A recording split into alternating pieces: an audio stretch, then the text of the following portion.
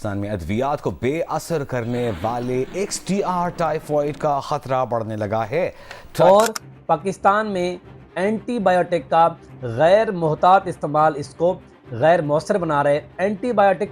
Virus کے خلاف نہیں بلکہ بیکٹیریا کے خلاف استعمال ہوتی ہے، اور اینٹی بایوٹک ریزسٹنس کی وجہ سے بیکٹیریا میں تبدیلیاں رونما ہو سکتی ہیں، اور وہ بیکٹیریا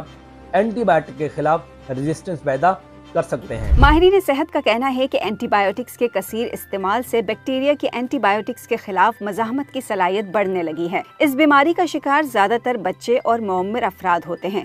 2019 میں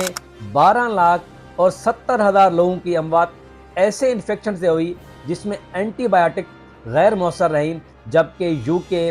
امریکہ اور گلف کنٹری میں بغیر نسخے اور پرسکرپشن کے اینٹی بایوٹک نہیں دی جاتی، جبکہ پاکستان اور انڈیا میں تقریباً 97% اینٹی بایوٹک بغیر نسخے اور بغیر پرسکرپشن کے دی جاتی ہیں، جو کہ اس قانون کے مطابق ایک جرم اور کرائم ہے. اور اس کے ساتھ ساتھ 2019 میں اینٹی بایوٹک ریزسٹنس میں دنیا کے 5 ممالک میں پاکستان شامل ہے جن میں اینٹی بایوٹک ریزسٹنس سے سب سے زیادہ اموات ہوئی. ڈرگ ریگولیٹری اتھارٹی نے خبردار کیا ہے کہ ڈاکٹرز کے مشورے کے بغیر اینٹی بایوٹکس کا استعمال کرنے سے سپر بگ وجود میں آ سکتا ہے. اور ایسی اینٹی بایوٹک پہ پاکستان نے 126 ارب روپے استعمال کیے جو کہ غیر مؤثر رہیں، جن سے مریضوں کو کوئی فائدہ نہیں ہوا، لیکن